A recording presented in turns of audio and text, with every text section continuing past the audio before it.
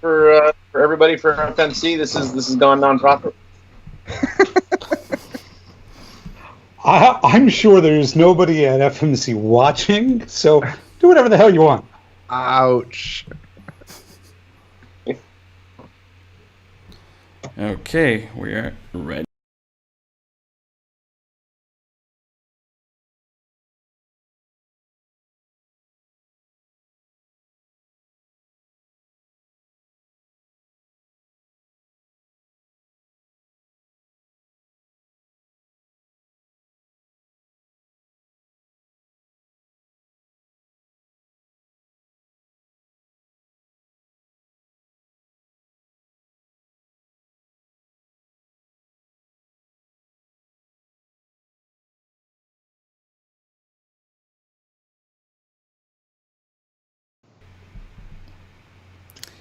Good morning, good afternoon, and good evening to everyone. My name is Felipe. Thank you for attending again one more live streaming from FCP.co. And today,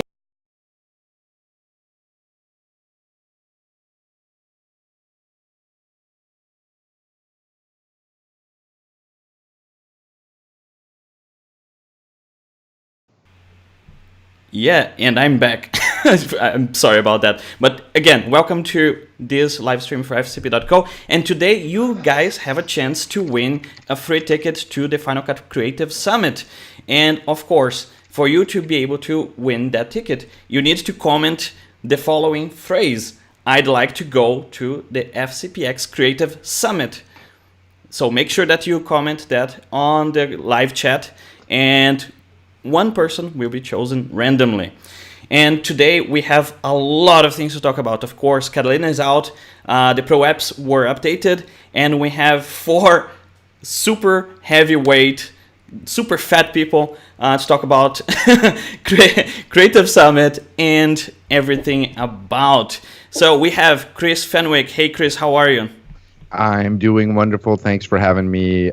Let me hang out with a bunch of people who I honestly think somebody's going to say, wait, why did we invite him? Let's disconnect him. I don't feel like I'm not worthy here.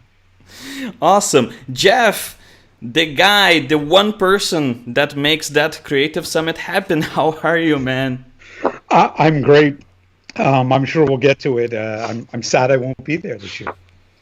Wow, that's definitely sad. And we also have Steve Martin with us. Steve, look at him. He's happy. He's gonna be there. How are you? I'm doing great. No, I'm going to be great. Yeah, I'm looking forward to it. It's going to be a great summit. It's going to be awesome. And last but not least, Sam Mastman, our own Sam Mastman from FCP.co and LumaForge, and we make movies, and probably a lot of other things to come in the future. I'm basically I'm in the movie. The producers essentially just switching hats, but I'm also coming to you live through an 80 CRT television. So anyway, it's a pleasure to be here as always.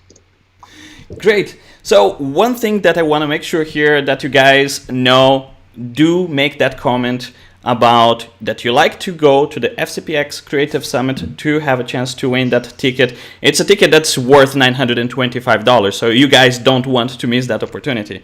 Now, of course, there are conditions for that. You're not winning food, you're not winning hotel, and you're not winning air tickets. So you get the entrance to see a lot of extremely interesting sessions. Jeff, how many sessions there are actually this year? I don't know. I think it's like 28 or so. It's and the reason I don't know off the top of my head is we are constantly tweaking a little bit with the schedule, and it always causes some wonderful flack. But the idea is to have as much great content as possible. And you'll notice Steve over there nodding his head, and Chris and Sam nodding their heads. It's because we ideally would have everything locked down, but everything's always a little hectic. And, you know, like, for example, and I'm just going to drop this now. The reason I'm not being there is my wife's giving birth. Now, what 3 of you don't know, maybe 4 of you, is we found out the day, which is next week, next Tuesday. I found out yesterday. Amazing. There it is. Yeah, I'm excited. It's child number 3, Steve Martin. I will be taking as many notes from you as I can. That's a different level of masterclass. I need that as part of Ripple training. But so that's why I won't be there, is because we will have our third child. Great. And of course, hello to everyone that's commenting already there. We have quite a lot of people connected. I'm not going to be able to say everyone's names because the chat is going just so fast. And of course, let's start diving into this. And of course, if you guys are not subscribed to the channel, make sure to subscribe, like, and let's start with this. Sam, what we're going to start talking about, I guess, All right. ProApps. So, unexpectedly, it looks like there's a new version of Final Cut. Has anyone here heard the news? Chris has his hand up. There we go. I think all three of you have heard that there's a new version. I'm being a little sarcastic. Anybody have any words of wisdom, advice, horror stories? What's going on? I want to, right off the top, I want to throw out a caution to anybody. I manage a bunch of machines here at Slice Editorial where I work. And one of our machines mistakenly had the auto update set. It's a checkbox in the App Store. So you go to your App Store, then you go to Preferences, right at the top of the window, auto update. Turn that off, because if you're in the middle of a project, you really shouldn't be updating. And we sat down at one of the machines this morning, and we're like, and it had not. It had updated, and that particular machine, for whatever reason, is on a slightly older OS, and it wouldn't even launch the app. So definitely turn that off unless you do want to jump in. Now, there was a comment in the field here, Maggie Triggs, and she was asking if she had to go to Catalina, and I'm actually sitting on an iMac Pro. I have the new Final Cut on this machine, but not Catalina. So you can do that. And of course, if you want to totally jump in all in, you can upgrade your Catalina and your Final Cut. But that's my word of wisdom. Turn off that auto update if you don't want to jump into it right away. Also, gentlemen, this is not grade school. There's no need to raise your hands. Just dive right in. Jeff? One of my sort of rituals, Chris, is twofold. One is, aside from backing up my OS, using like Carbon Copy Cloner or Super Duper. That way, if something does go wrong, I have everything back to where it was. I actually will back up all three of the Pro apps because there is no way for you to download an older version of them. So if I had some show-stopping problem, there's no way for me to revert. And so what is your? What is your technique for backing up those OSs? I know everybody always says, so here's something that kind of bothers me. Everybody always says, back up your thing. How? How would you back up your current Final Cut Pro before you update? So I, every week, image my entire system. I'm running Carbon Copy Cloner. I've also run Super Duper over the years, and it does a full backup. As far, I'll pull out manually Final Cut, Compressor, and Motion, throw it onto a drive, zip them all up with their version, so if I need to recall it. And then the last thing I do is when I go and I download Catalina, which I'll hold off a minimum of a week, I'll take that installer and back that up as well. And if it sounds like I got a lot of extra drives, I got a closet full of extra drives right over there, because, it's all it has to do is bite you once. Yep. I would actually add one thing about the backing up. I would actually say to, yes, just drag and drop Final Cut Motion Compressor to a separate drive. But the thing with the zipping is that you're re-signing the application. When you zip and you try to unzip, the application is being reassigned. And then it says, this application didn't come from Apple. It came from this other place, this other computer, this other person. And then you might have a problem to reopen that application later on. But if you just drag and drop that application to a folder on a disk, it's not going to be a problem. So that's the only caveat that I would say on the zipping. Let's get to the interject here, though. Steve, I was going to say, dive in. I would just say I think it's important to back up Final Cut. I mean, I've done it. I've never, ever had to go back to a previous version in 9 years. But I think the more important issue is to actually zip. If you're going to zip anything, zip your library. Because once you've opened it into that version, you can't go back. So I would say if you're going to zip something, zip the library. That would be my comment to this discussion. What's going on that? Because as perfect as everything might always go, the do not update mid-project, especially if it's a big project. And the other trick is a lot of people don't know where the autosave vault is for your old libraries. In a lot of cases, you may find some performance issues or render errors upgrading libraries. So make sure you go and know that the autosave is working for your Final Cut libraries. And that by autosave, I mean that's the backups, which is in your movies folder, or typically is, because it's happened to me in a few cases where I've had a project and I've had to go back and just make sure that that's happening when you upgrade. But like I said, let's get on to the main event here. Steve, you were talking a little bit pre-show around some of the stuff you've been seeing. What's going on? The big thing about Final Cut 10.4.7 and the new Metal, it's now Metal framework, is that it's not just faster. And now Mark produced a video for us. It's online right now, and he's done some benchmarks. I'd encourage you to check that out, because he's done some real world tests with a 30-minute documentary he worked on with compositing effects and what have you. I think that what you're really going to experience, even on an older machine, is the app is just much more snappy. It's just more responsive. There's several people that have posted on our YouTube channel that there's two quality settings. There's a full quality and a kind of a lower quality playback setting. A lot of people are saying, look, it just works great in the full quality setting now. When you press space bar, there's no lag, there's no hitch. It's like butter. And so we're hearing a lot of that, and that's been my own experience. It's just really, great on these new machines, and even on these older machines. So really a snappier feel to the app overall. Anybody else have any experience so far? Real world.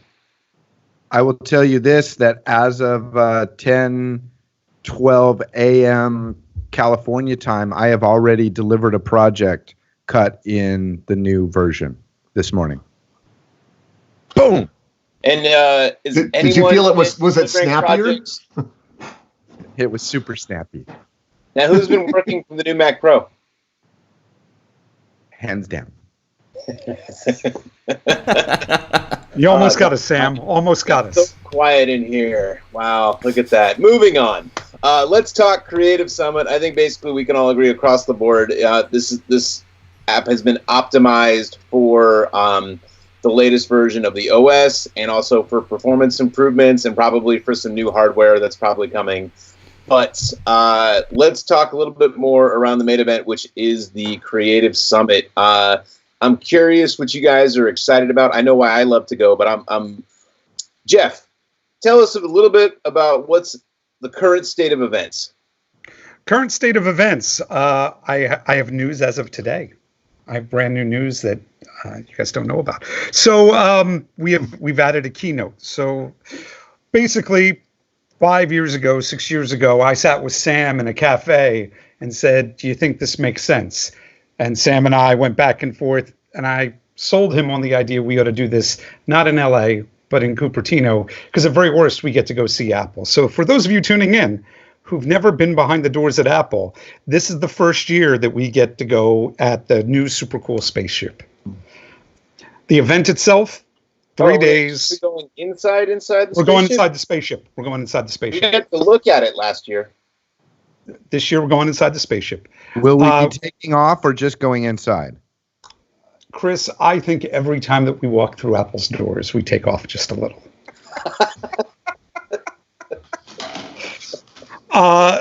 The event is a 3-day amazing networking, education, and a rare chance to meet and talk to some of the people behind this tool. And that's what makes it just magical. And doing it in Cupertino makes it a lot easier. For nothing else than it gets us access to Apple. And part of the reason it happened in Cupertino is because Sam and I had a conversation, and it made the most sense to do it up in California, up in Cupertino, right near Apple's headquarters. And we're going again this year, but this year to the new spaceship.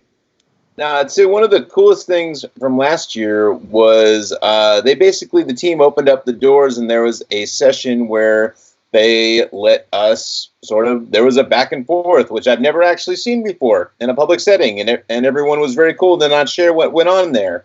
And so a couple real quick things before we dive in deeper into some of that. Jeff, I'm curious whether that'll be happening again. And also, if you're not going to be there, who's taking over?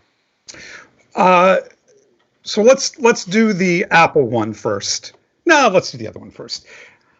I, this year, because of the baby, couldn't 100% commit to coming to the event. And it leaves a vacuum as far as organization, as far as direction, as far as pulling community together. The man showing you the back of his head right now is kind of ducking. I was so impressed with Kris Fenwick in general, but particularly at the Faster Together suite at NAB, the LumaForge suite. I said, well, wait a second. Here's a buddy of mine who can hold the room and pull them together in a way that's not me, but as strong as I can. He's my one choice. It was interesting because I didn't give the people producing the show any other choices for it. So Mr. Fenwick will be having the hosting duties from the opening ceremonies to the interviewing of our keynotes throughout the event. And then he's also doing a talk on his own as well. What Jeff is trying to say is that I have a job and I'm not going to try and steal his, so he figured I'd be a safe ask. Now, you'll be performing as you did in the FCP Works and LumaForge stages in a full tuxedo, right? Dressed to the nines in shirt and tie. I'm going for a fitting this afternoon, yes. A little inside baseball there. That was funny. Anyway, what are you looking forward to, Kris? Why are you excited? It is a great event, and it's my favorite event of the year. I brought my podcast back about 8 episodes ago, and the primary reason why I did so was I've been interviewing people that are presenting. I tried to get Steve, but he's been super busy. I've been interviewing everybody who's not everybody, but many presenters. The thing I like most about, it's cool to go to Apple. Yeah, it's cool. And maybe it's not as big a deal to me because I can drive down there. I know I'm actually pretty close to it. I think it is cool to go inside. But the thing that I like is the fact that you get FaceTime with super big names in our industry. To be able to sit across the table from somebody like Steve Martin and ask him personal questions, you have amazing access to these people. And it doesn't hurt that there's Apple employees that hover around the outside. And it's just a great place to really get the pulse of this community. And I, for one, will absolutely say that it is a community. It's not just a group of editors. It's a community. And I feel it very strong when I'm there. And I don't think I'm alone in that assessment.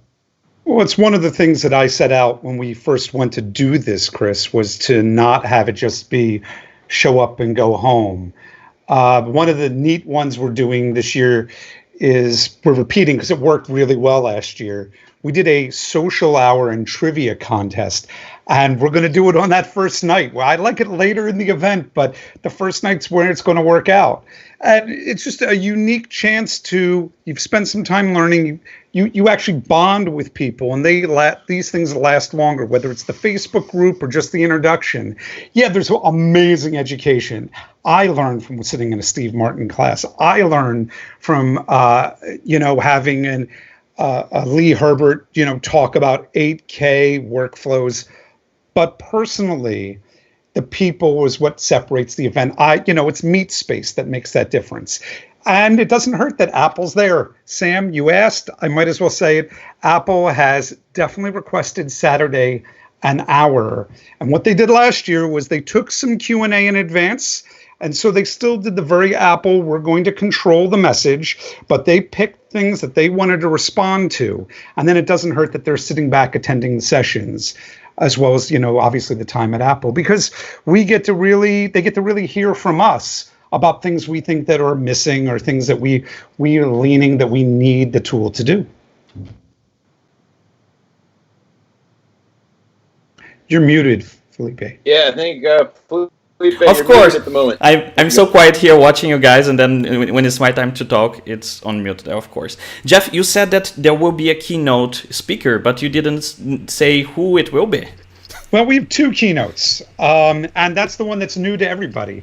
Joshua Moyer is our first keynote who signed on, and he was the lead editor on a documentary called The Pursuit.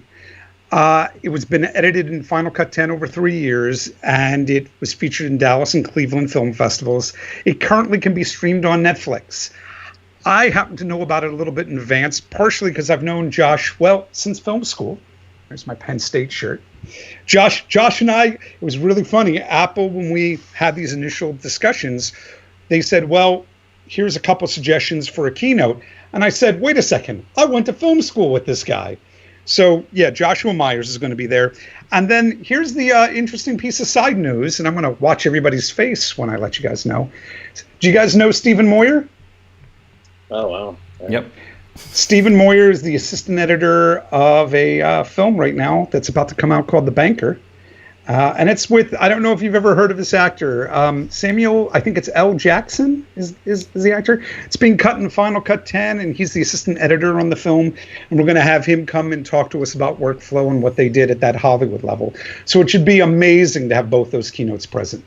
Now, one thing though, this is amazing, first of all, and I think it's going to be very interesting to hear all of those stories there. And I just want to say a couple of things here real quick.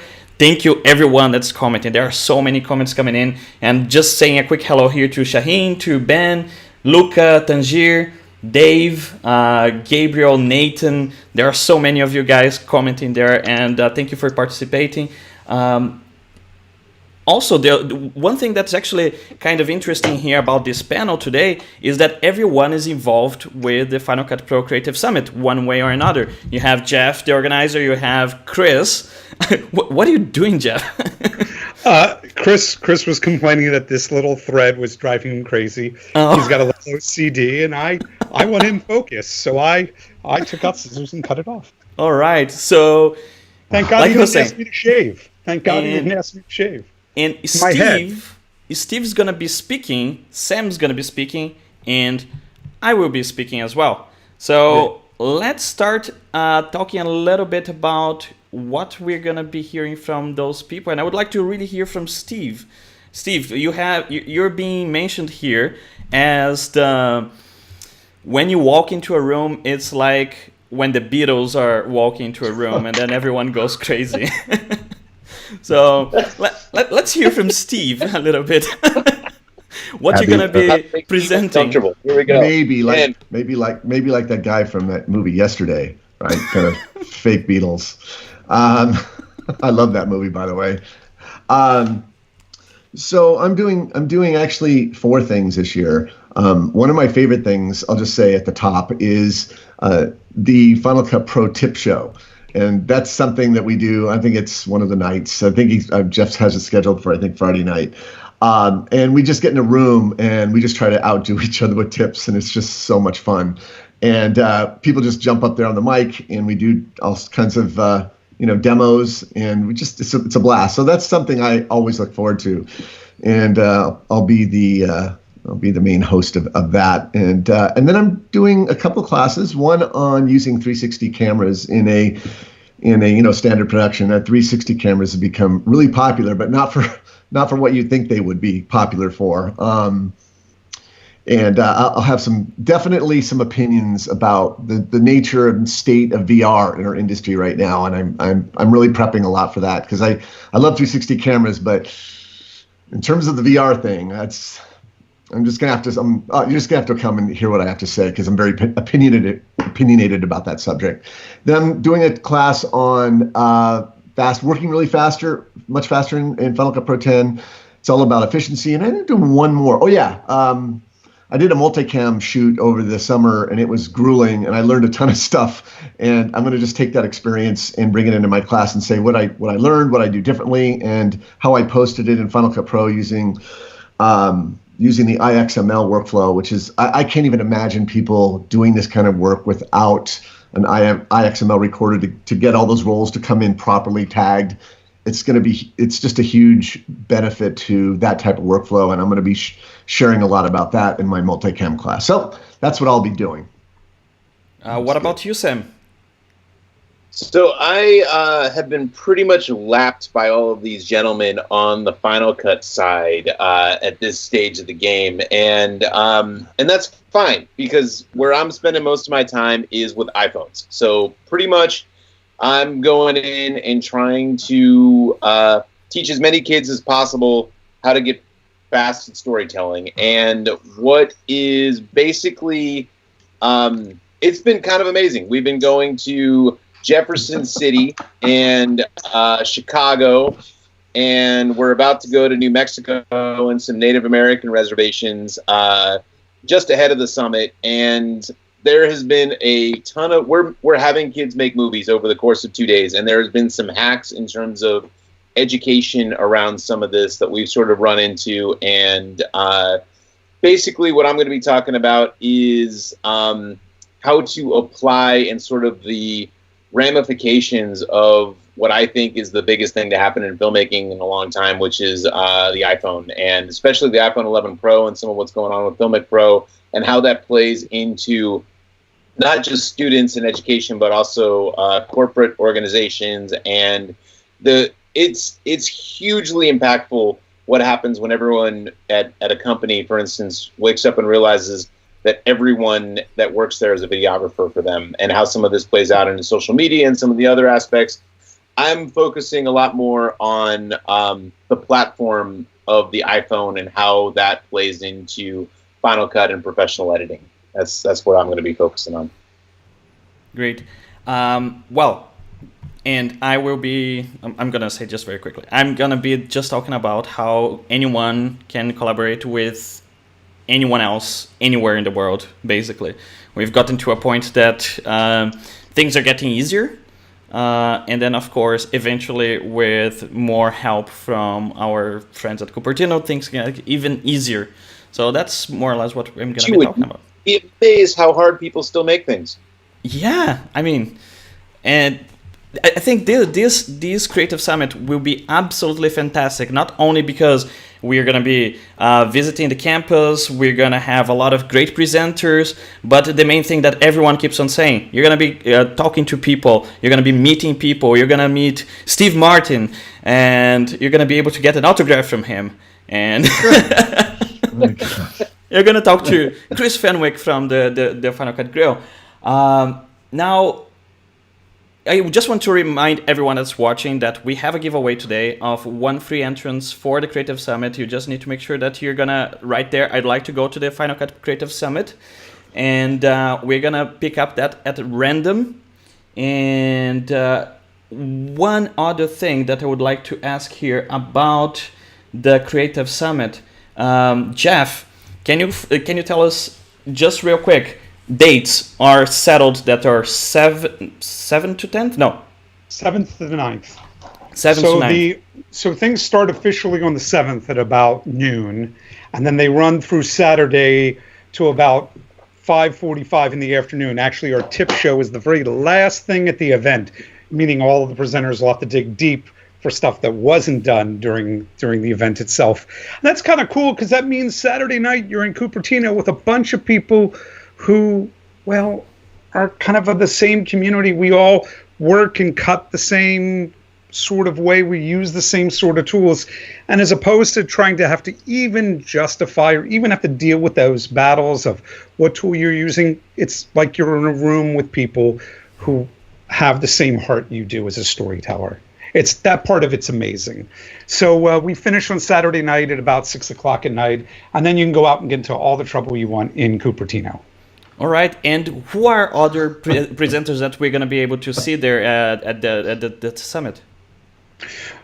Some of the other presenters we're going to see, Nick Harus, which is, he and I have Final Cut Pro Weekly over on Lynda or LinkedIn Learning. We've got obviously Sam, we've got Steve, we've got Chris. We have Patrick Southern, now at Frame.io, who's going to be talking to us about cutting independent comedy and some audio strategies. Ian Anderson out of Australia. He's going to be talking about building some compelling educational content using Final Cut 10 beyond that simple safety video. He's got a second session. Serena, she's coming. I have her doing a talk on two talks. One is this really amazing talk about handling people, handling clients, working with them professionally. And the other one is just on creativity in general. One of the sort of mandates when I go through and I build the schedule is it just can't all be, here's the nuts and gears of these tools. I try to bring in people to talk about some stuff beyond those pieces. And this is a great example of one. She's going to talk about finding and nurturing that creativity. We've got the trip to Apple, obviously. I'm trying to think if I'm missing anybody big. If I am, of course, it's my fault. I suck. And then Saturday there's that. Steve, I'm going to let you cover that. About Mark Spencer. What? He just has other commitments. He can't make it this year. It's not like it. Right. He wants to be there. He wants to be here, but he's got too many things overlaid on top of each other. So it's not for lack of desire. We tried to move the event, but Steve, just, and Mark, if you're listening, they wouldn't move the event for my child's birth. So, I just so everybody knows, back when we put this together, like when we started this in February and we were talking days, I pointed it out and Apple said to us, nope, these are the days. I'm like, which is weird because they're usually so flexible. I know. Yeah, I hear that all the time. And there is a very funny comment here from Gabriel, and he writes that the Creative Summit is like an AA for editors. Hello, my name is Felipe, and I'm a Final Cut I'm a Final Cut addict. Sorry. So I think it's a place that we can all sit in a circle and talk to everyone. Every time that I say that I use Final Cut, people look at me weird, and I don't know. Yeah, you can really let your hair down. I want to just give a little bit of a plug. I have about half the names you just mentioned, Jeff. I have done, just in the last month or so, done an episode on my podcast, one with Jeff, one with Ian, one with Serena, one with Patrick, and just this morning, like 2 hours ago, I pushed an episode with Lee Herbert. So, by the way, thank you so much for bringing the grill back, Chris. It has been really cool to listen to your podcast again. I got to the point where there's just a lot of stuff I wanted to say publicly and had to do it. So that's how that happened. I want to just point out that I was told to mention the partners. Quantum is being presented by Final Cut Works. Core Melt, I'm sure Roger's going to be there. LumaTouch is going to be there. And, of course, Phil Hodgetts and Intelligent Assistance. It's always a joy to have our partners there. There's a bunch more on the website. The website again is Final Cut. It's FCPX and it's November 7th through the 9th. Yeah, and in Cupertino. And in Cupertino, yeah, thank you. Right. All right, let's see what else we have here to talk about. Sam, I think you still wanted to talk more a little bit about the Pro apps or not, because there is a few things that are super interesting with Sidecar, using the iPad as an external monitor for Final Cut and things like that. Any thoughts on that? So I think I kind of want to take a little survey around the room. What do you guys think is most relevant to the everyday person around the new update? Like what I'm curious is, what are you guys planning on using on a practical level, and what has been your experience with some of it? Steve, we'll start with you, maybe, if you don't mind. Well, what'd you call it? Sidecar, which is the extended desktop on iOS devices. To me, it's great, but I've been using an app called Duet now for the past year, and it does pretty much what Sidecar does. As far as I could tell, I don't know what Sidecar offers that Duet doesn't. But the one question that was interesting is, using the pencil to draw. Someone asked the question, can you use the pencil to draw masks in Final Cut? They haven't tried, but certainly Duet/Sidecar should give you that extended desktop. And I'm a huge fan of that. I mean, I have an iPad, and I'm on the road, I'm in a hotel, and I think that's a really great thing to be built into the OS. I haven't tried it yet. I've been working on a beta of Catalina for some time, just because we're developers and we have to test all our apps on it.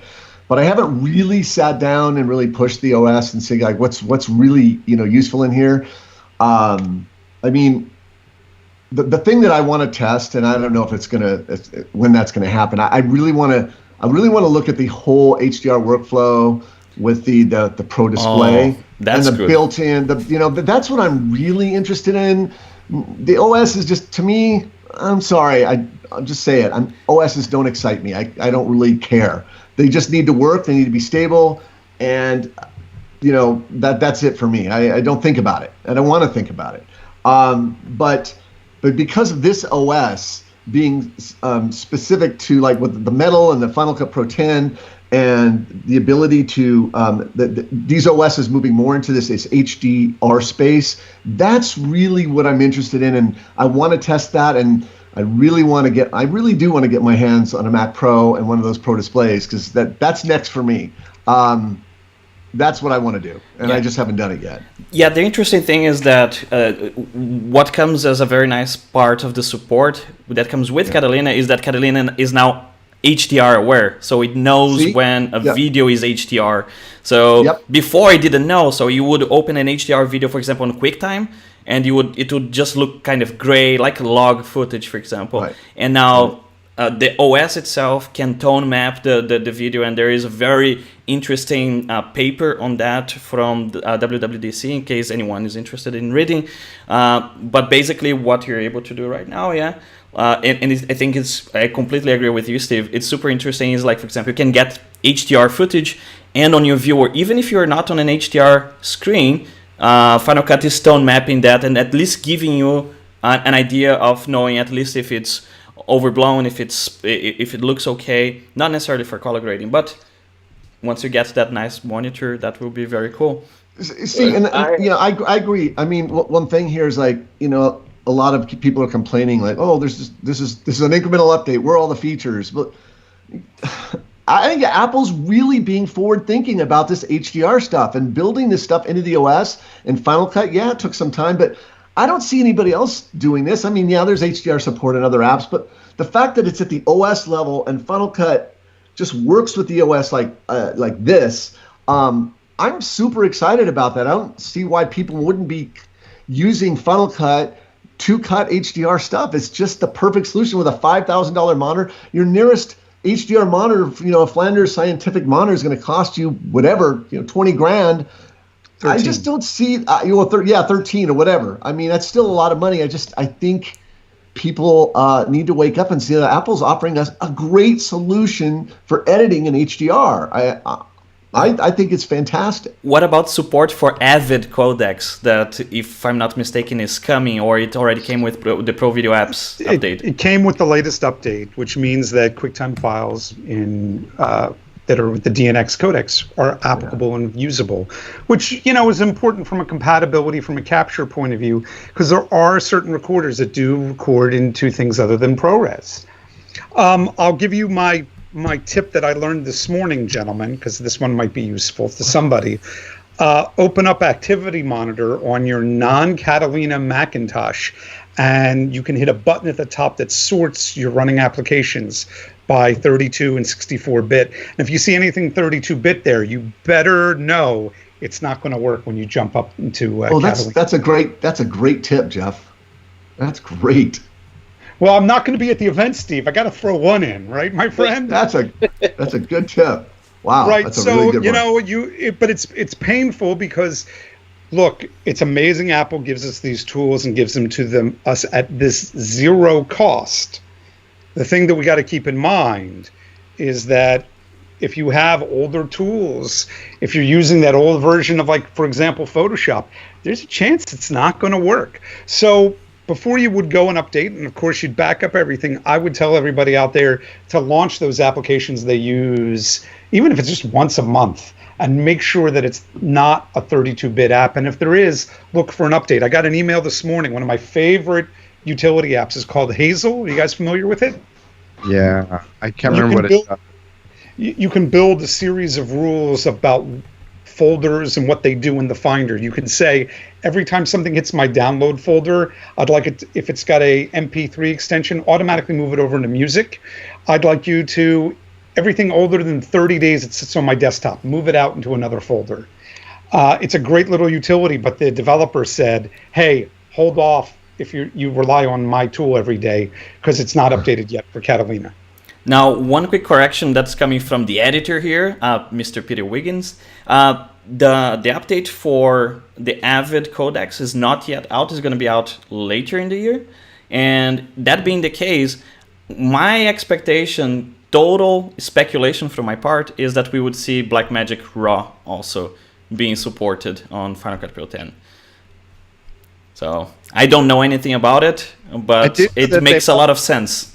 I do know that there's also a few minor updates to QuickTime 10. You know, I think those of us who've been around for a while know that there's some things in 7 that 10 can't do, QuickTime 7 that QuickTime 10 can't do, and they are continuing to march forward and adding more features to QuickTime 10. One of the coolest I think is that they can take an image. QuickTime 10 can now take an image sequence and make it into a QuickTime movie like we used to do in QuickTime 7 Pro.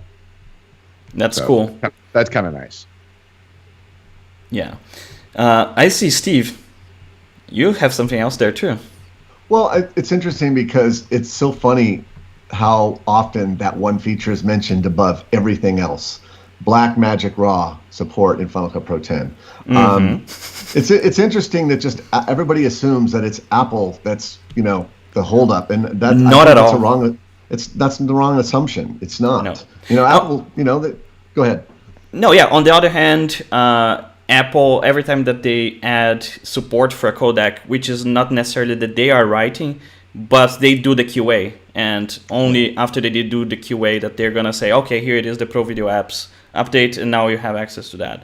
Now, a lot of people are saying, oh, Apple has to do, Blackmagic has put an SDK out, but you know, I think that's pushing the responsibility to the wrong place, because if you created the codec, you created the decoder.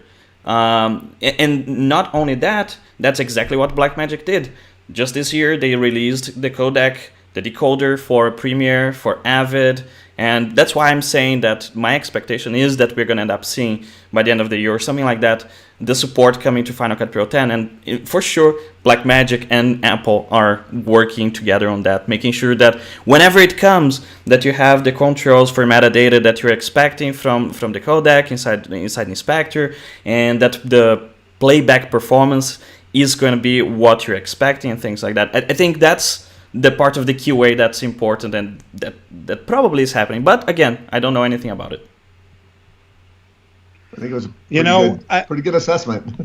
You know, as an interesting aside, 2 years ago at the summit, Apple went and showed Final Cut 10. Was it 10.4? I think it was 10.4.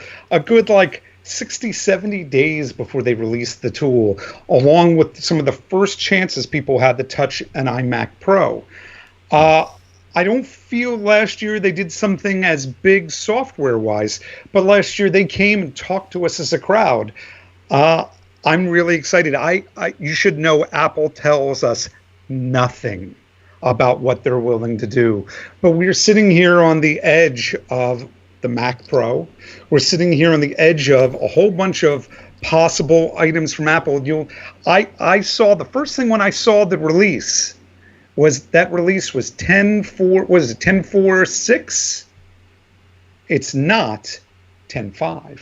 So I don't know what Apple is going to do, but I have dear hope in my heart that they do something crazy like they did before and show us stuff early before the rest of the world again. Do you think we're gonna see some Mac Pros with afterburners and completely maxed out there at the Creative Summit? I will tell you this, and I don't know, but my assessment, my guess would be absolutely. There's going to be a demo room. Here's what I see. We're going to have a little chit chat in the Steve Jobs Theater. Maybe they're going to take us to some demo room, and we're going to, and maybe it's not Steve Jobs, whatever. But there's going to be Mac Pros. They're going to be $1,000 stands and monitors on top. We're gonna touch. I can almost promise you, you're gonna touch $1,000 stand if you come to Creative Summit. Okay, that's just the way it's gonna be, and we're gonna have all the latest software. And the thing about Summit that I love so much, and I know I say this all the time, it's about the accessibility.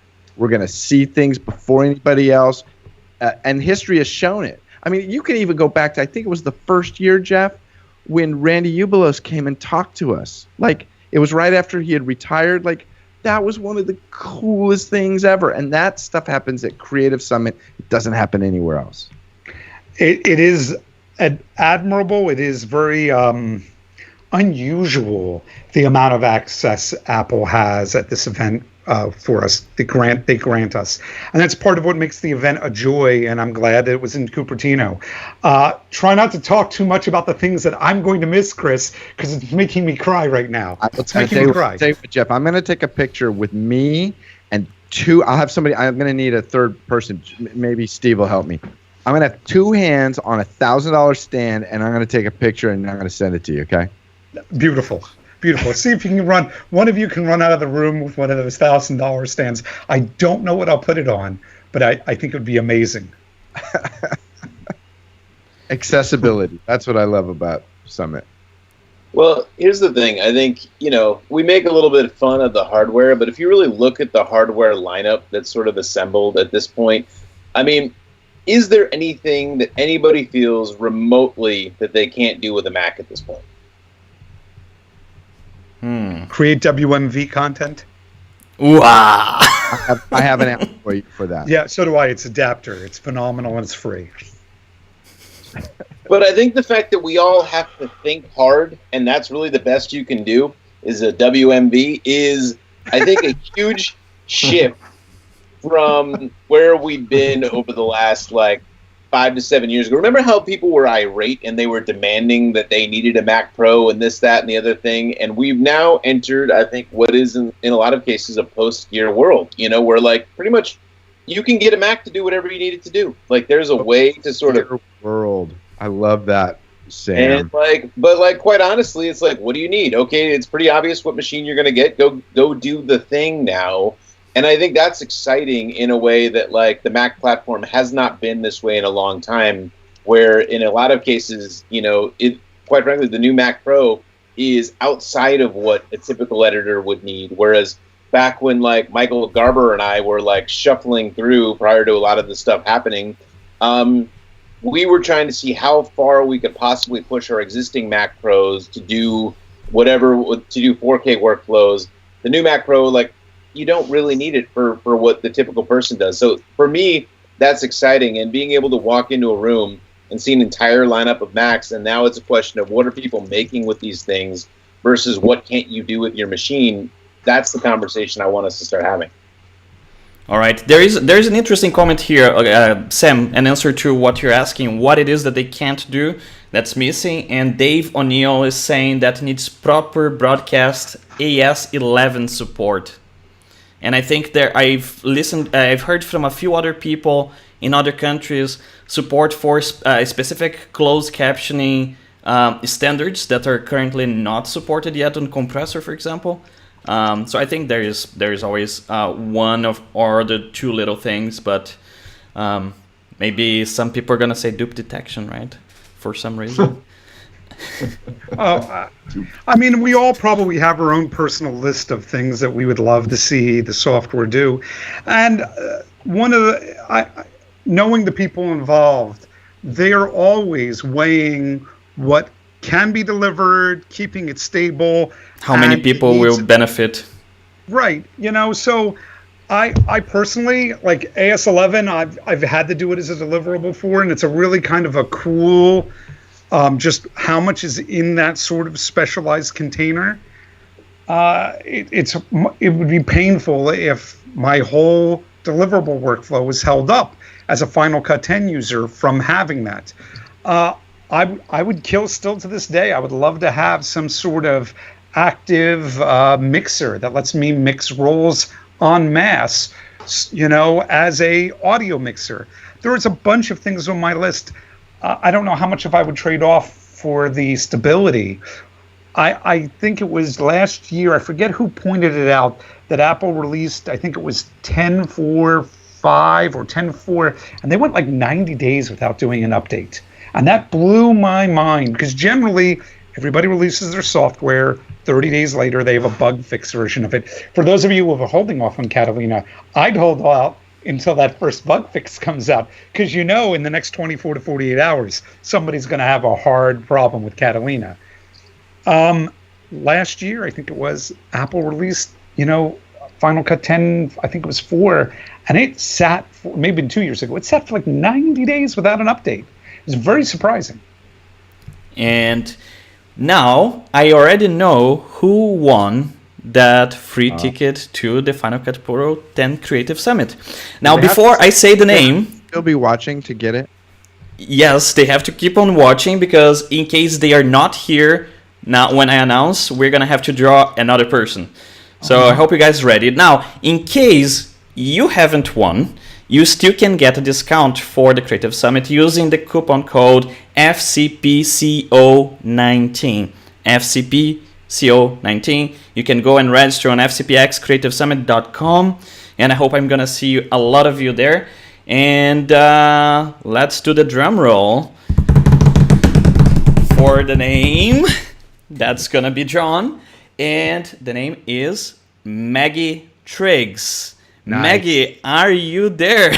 I hope you're there. Leave us a comment. Let me know if you're still there. You won a free ticket to the Creative Summit, and I hope you're going to be able to redeem that. In case you have won, just make sure that you send us a message, and we're going to follow up with you, okay? Now let's give her a couple of minutes to see if she reacts there. And we also have Robin.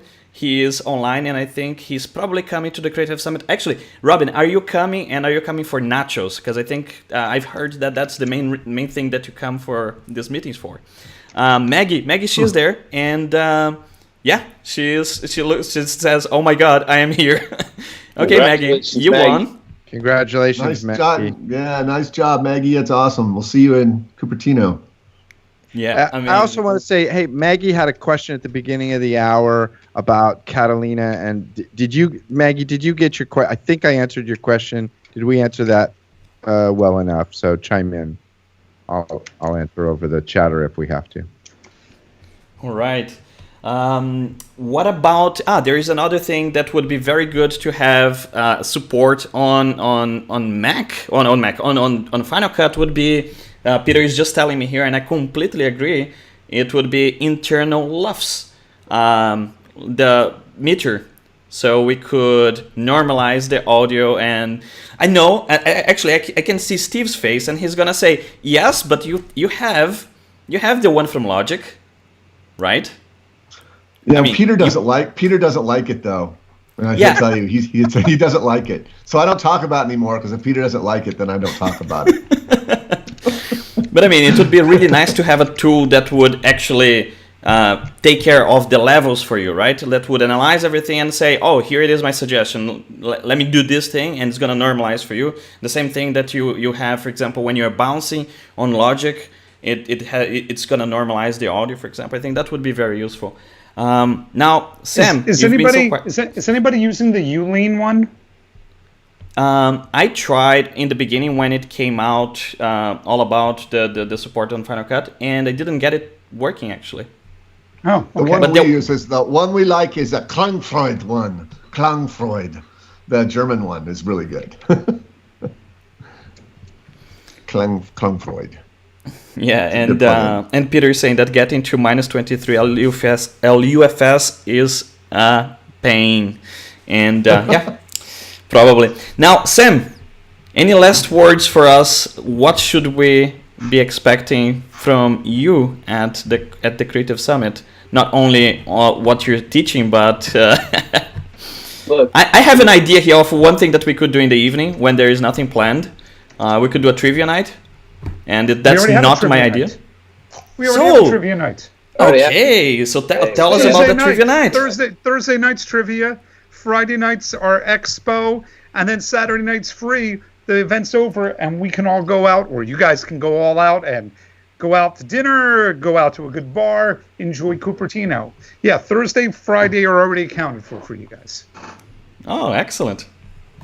Well, look, I think the number one thing, the main reason you go every year is to see everybody. It's the one time a year you get to go and hang out and talk to your friends and talk to on digitally and actually go and have real world interactions and, develop relationships that you continue to build over the years. So what am I planning on doing? I'm going to obviously teach my classes and do all of that stuff. But fundamentally, the main reason to go is the people. That is the number one reason, is to show up and go hang out with your friends. And that is the primary reason to do any of this. And, so that's what I'm really looking forward, is having conversations with each and every one of you guys that I get to see every year. And when people want to reach out, how they can reach out to you? Because it looks like that you're traveling all around the world, teaching people how to be more efficient with their filmmaking and use the stuff that's in their pockets. FCP.co, that's where we are. And that is, as much as anything, we are hoping to publicize more and more workflows around what people are really doing and how they are changing filmmaking with these tools and these workflows. That's the whole reason we got back into the FCP.co game, and there's tons of stuff coming. And then, everything we're doing over at We Make Movies, there's a bunch of stuff coming down the pike, but bottom line, FCP.co. I wonder if the guys are taking selfies of themselves or if they're taking pictures of their setup there. I'm taking a picture of you guys. I'm just thinking, this was the mission. We have now arrived. This was the purpose of technology and filmmaking, is exactly what's going on right here, right now.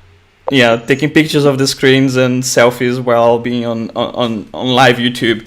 All right, Chris, what about you? How can people reach out to you? What can they expect in the next few weeks, since you're very, very busy there?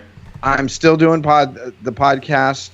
I want to have you on, Felipe. If I could squirrel away a couple minutes of Mr. Martin's time, I'd love to have a chat with you. I've always wanted to have you on the show. I've been shy. I just haven't had a chance to ask you, really. But anyway, so you can follow me on the Grill, which is FCPX Grill. It's go to the iTunes thing. It's there, and it's an hour or whatever of just Final Cut stuff with great editors and great people. And iPhone and Android as well. No, I don't know. Oh yeah, actually, I did a whole episode that was kind of off booked, but I talked with Alistair Robbie about why he switched from Android back to iPhone. It was very interesting. It was just like that's all we talked about is the 2 ecosystems. Audio is terrible on Android, so that's a thing. Anyway. I gotta say, he had some very compelling stories. He had a very interesting story about how he broke his phone on his honeymoon in Japan, and Samsung sent a guy. The guy went by bullet train, rented a car, had to take a gondola, and knocked on his door of his honeymoon suite to say, "We have a new phone for you, Mr. Robbie." Amazing story. It's worth. I don't see Tim Cook doing that, but hey, I love my iPhone. Wow. Steve, do you have any crazy story like that as well? Did you get a new phone from Tim Cook? No. Actually, funny today. My iPhone 11 Pro shows up tomorrow. Ooh. I didn't. Yeah, I'm super excited about it. So we're gonna see you talking about mobile filmmaking very soon. Well, I agree with Sam. I think I'm totally aligned with his vision about where the world's going in terms of filmmaking, and I'm shocked at how good these phones have become. I shot an iPhone 8. I shot a video just for the heck of it yesterday in the forest, and I'm like, dang, the iPhone image is really good. Now we need a really good editor on the iPad. Not to say that LumaTouch isn't there. I love LumaTouch, but I'm just not fast on it. To me, it's all about speed, and doing everything with your mouse or a pencil is not efficient. But for me, it's because of the tracks, actually. Yeah, that's what it is. So anyway, that's that aside. What was your question? Okay, so first of all, how can people reach out to you? Second is, that's mainly it. Oh, they can just reach me at steve@rippletraining.com, and I answer all my emails when I'm your shows, not traveling. Plug your shows. Plug your shows. Ripple Live. The live ones. Yeah, we do. Yeah, no, we do have a show. We were doing them bi-monthly, and it just got to be too much. Mark and I are just so busy developing plugins and training and stuff that we really brought it down to basically once a month. And so yeah, we have our Ripple Live show, and that's been a lot of fun. It's different than this. This is a conversation. Our Ripple Live is more about doing. It's almost like a live. It's like a live tip show. So we like doing it. We just can't do it as much as we used to. So check it out on our YouTube channel. You'll see a bunch of posts there. And of course, we just released a bunch of videos on the new update. Mark did a great job on the new stuff. Cool. And Matthew, thank you for the comment there. He's saying that I look very nice. I win the award for best cinematography in a video webinar. So thank you for that. Jeff, how can people reach out to you? Do you have your slide there with all your contacts for us? I don't have it easily. If I had known, I should have put it up. I'm Film Geek on Instagram, on Twitter, and even on Skype. But you can reach me at jeff@jgreenbergconsulting.com. My next big thing going on is a production happening next Tuesday, and I don't know the time yet of it, but I will be having a little Greenberg boy that's unnamed. It's a boy. Better have that worked out. It's a boy. Yeah, we found out it's a boy. So I have 2 girls and a boy, and that's my next big thing. And it's by the time the summit rolls around, I'll probably come off of that high of having another child, and hopefully I'll be able to find the time to maybe Skype in or something. We'll see. Oh, I guess then the comment from Peter, he was saying, the name of his daughter will probably be Catalina, so it's not going to be a daughter. So maybe Mojave. And I think is it Tangler or Tanger? Yeah. I'll tell you that this is child number 3, and thank God I have Steve Martin as my sort of my personal, go-to if I run into problems about sleep or child rearing because Steve, how many do you have? Well, 4. They're all grown now, though. He has 4 grown children. I can give me the necessary. No, I gave up sleep about 7 years ago when I discovered coffee and my first kid. So thank you for the well wishes. I'm sad I won't be at the summit. You guys will just have to have a drink in my child's name for me. Okay, awesome. And any of you gentlemen have anything else to say to our lovely audience that have stayed with us this long? We'll see you at the summit. I would like to see the baby be named. Here, I'm putting it in the chat window right here. Christopher Samuel Steven Greenberg. I would assume you're Christopher Samuel Steven Fenwick. Is that right? Greenberg. No, you can call your child Greenberg. Okay. All right then. So, any advice for first timers at the summit, or yes, please. For child rearing? For the summit, come with some business cards, a positive attitude, and if you don't know anybody, walk up to somebody and say hi. There you go. At the very least, Steve, Chris, Sam, and Philippe. You know at least 4 people when you go there. There you go. Yeah. Well, and maybe Jeff could stop by for a visit at least. I'm on the wrong side of the world, my friend. Oh my God. That's such a pity. Wow, I almost went live again. That's it, guys. Thank you very much for being part of this conversation. It was very nice to hear all your opinions about Catalina and Final Cut and Compressor and all of these updates. I would say keep an eye on Ripple Training because these guys keep on putting videos there all the time. Steve, he's finishing the DaVinci Resolve 16.1. Yeah, that almost 16.1. I just finished that because we have our Final Cut audience. We've been doing DaVinci. A lot of people think we just jumped on the DaVinci. We've been doing it since version 9. So we've been training on DaVinci almost as long, if not longer, than Final Cut Pro 10. So yeah, I just released my first 6-hour DaVinci tutorial, and it practically killed me. It's like talking about 5 different apps you have to talk about knowledgeably. So it was crazy, but it's out, and taking a breather, and I'm really looking forward to getting back to like the regular rhythms of my life now. One thing I do want to mention, I am releasing a video after this show on how to properly upgrade to Catalina and Final Cut. We talked about the beginning, so I thought that would be a good bookend. So in the next 10, 15 minutes, I should have a video up there like Mark's going to be doing how to properly upgrade and protect yourself from your mishaps. Protect yourself from yourself. Yeah, protect yourself from yourself, exactly. All right. But I look forward to seeing everyone at the summit. That'd be great. It's going to be great. Great summit this year. See you guys. Excellent. Thank you very much. Have all a very great day, and I see you there. Bye-bye. Later. And goodbye 3, 2, now.